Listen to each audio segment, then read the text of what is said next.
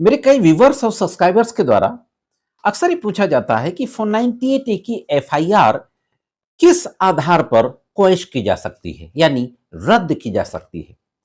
FIR को रद्द कराते समय हाईकोर्ट में किन किन बातों को देखा जाता है, सुप्रीम कोर्ट इस बारे में क्या कह रहा है और वो कौन सी धारा है जिसके तहत एफआईआर को क्वैश कराने के लिए सुप्रीम कोर्ट या हाई कोर्ट जाया जा सकता है।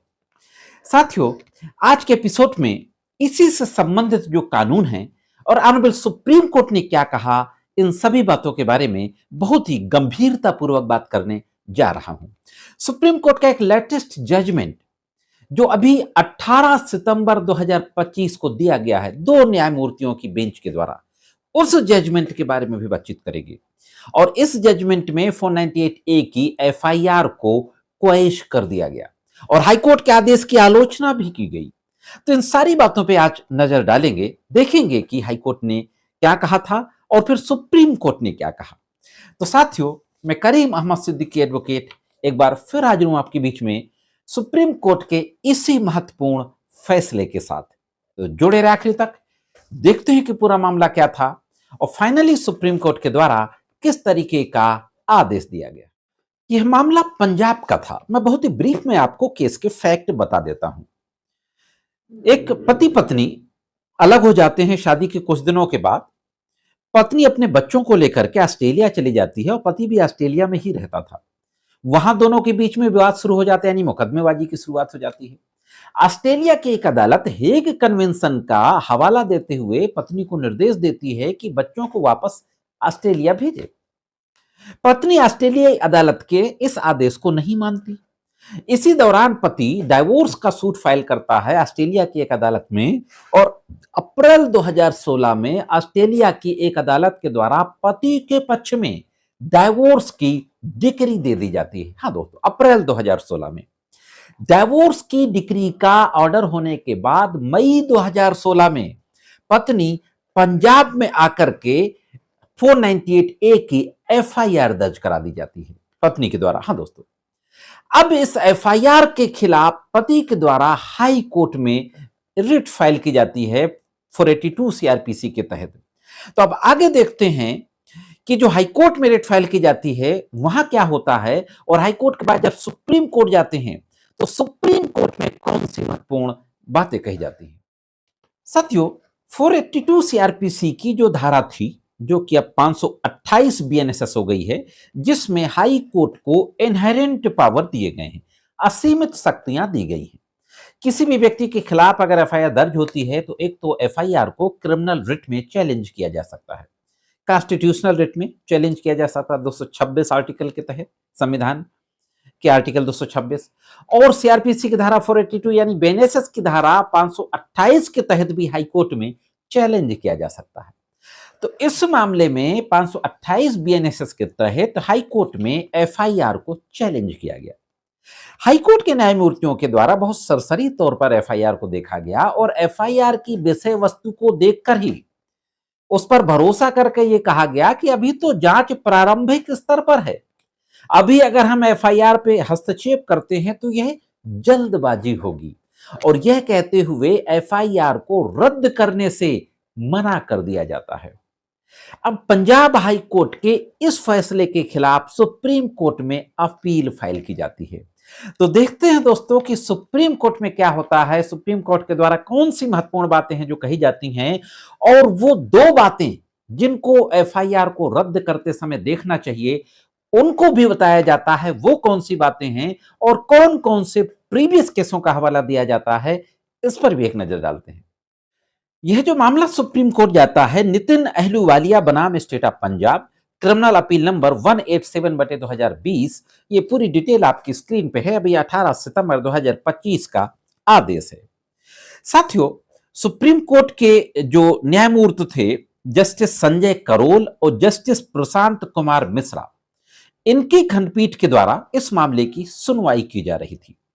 सुप्रीम कोर्ट के न्यायमूर्तियों ने सुप्रीम कोर्ट के कई केसेस का हवाला दिया, पहले के केसेस का, जिसमें जो महत्वपूर्ण केसेस हैं सीबीआई बनाम आर्यन सिंह, राजीव कौरव बनाम बाई साहब, Digambar versus state of Maharashtra 2024 का मामला था, स्टेट ऑफ हरियाणा बनाम भजनलाल 1992 का बहुत ही लैंडमार्क जजमेंट है, जिसमें एफआईआर, क्वैश, अरेस्ट तमाम चीजों को लेकर के महत्वपूर्ण प्रिंसिपल लेट डाउन किए गए हैं। इन केसेस की डिटेल आपकी स्क्रीन पर है। तो इन तमाम केसेस का हवाला दिया जाता है और इन केसेस का हवाला देते हुए बहुत महत्वपूर्ण बातें कही जाती हैं। दोनों न्यायमूर्तियों के द्वारा कहा जाता है कि हालांकि यह सच है कि इस स्तर पर विस्तृत बचाव और रिकॉर्ड में पेश किए गए साक्ष्यों पर विचार नहीं किया जाना चाहिए, यानी बहुत डिटेल में इस स्तर पर डिस्कस नहीं किया जाना चाहिए। यह उतना ही सच है, यांत्रिक दृष्टिकोण को स्वीकार नहीं किया जा सकता।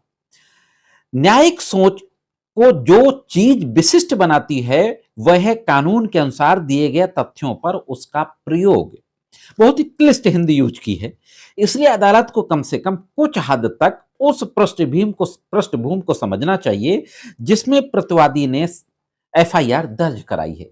महत्वपूर्ण जो बात कही सुप्रीम कोर्ट ने कि उन परिस्थितियां यानी उन बैकग्राउंड्स को देखना चाहिए कि वो बैकग्राउंड्स क्या हैं, वो पृष्ठभूमि क्या है जिन पर वादी ने एफआईआर दर्ज कराई है। आगे कहा जाता है अदालत के द्वारा कि प्रतिवादी ने तलाक के 1 महीने बाद शिकायत दर्ज कराई। जैसा मैंने अभी कहा था कि जो डाइवोर्स की डिग्री ऑस्ट्रेलिया की अदालत ने दे दी, उसके 1 महीने बाद एफआईआर दर्ज कराई। यह मानते हुए कि कानून द्वारा ऐसा करना स्पष्ट रूप से निषिद्ध नहीं है। यह निश्चित रूप से प्रश्न उठता है कि लगभग 3 वर्षों से अपीलकर्ता से अलग रहने के बावजूद प्रतिवादी ने उस प्रासंगिक समय पर पुलिस में आवेदन दायर करने पर विचार क्यों किया। यानी जब तलाक हो गया उसी समय पुलिस में एप्लीकेशन क्यों नहीं दी, जबकि 3 साल से अलग रह रहे थे, पहले एप्लीकेशन क्यों नहीं दी। यह संभावना मानना कि यह इस तथ्य के विपरीत प्रतिवाद मात्र है कि अपीलकर्ता के पक्ष में 2 आदेश हैं। कोर्ट ने कहा कि काउंटर ब्लास्ट है, पेशबंदी में है। और किस बात की पेशबंदी? क्योंकि 2 आदेश पत्नी के खिलाफ हो चुके हैं। पहला आदेश और जो बच्चों को वापस लाने की बात थी, प्रतिवादी को बच्चे को ऑस्ट्रेलिया वापस लाने का आदेश पहला था, और दूसरा तलाक की डिग्री।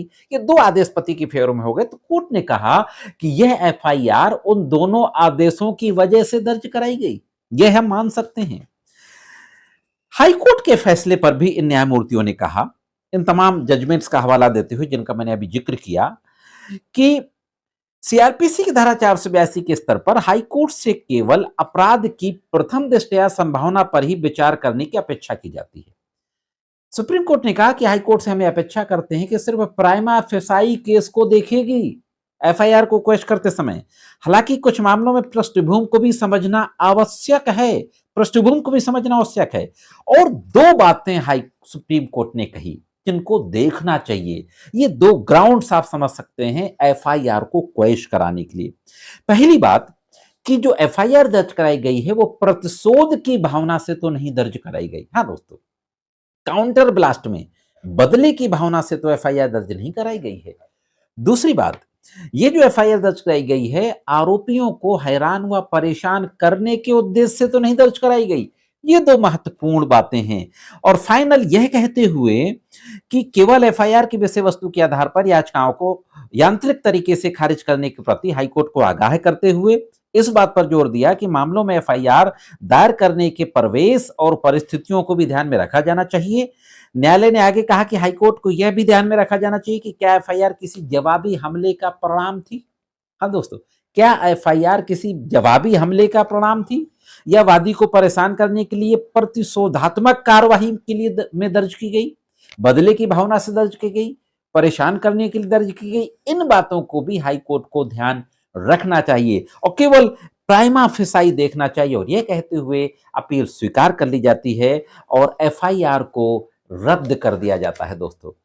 तो यह थी दोस्तों एफआईआर को क्वेश्चन करने के संबंध में सुप्रीम कोर्ट के एक महत्वपूर्ण फैसले की जानकारी। मैं समझता हूं कि इन तमाम फैसलों को अगर आप प्रैक्टिस कर रहे हैं, एडवोकेट हैं, तो जरूर अपने प्रैक्टिस में इस्तेमाल करेंगे। कैसी लगी जानकारी कमेंट्स करके जरूर बताएं। आज के एपिसोड में सिर्फ इतना ही। मिलते हैं किसी अन्य एपिसोड में कानून को कुछ अन्य जानकारियों के साथ। तब तक महत्वपूर्ण कानूनी जानकारियों के लिए देखते रहें लीगल एंड सोशल अवेयरनेस।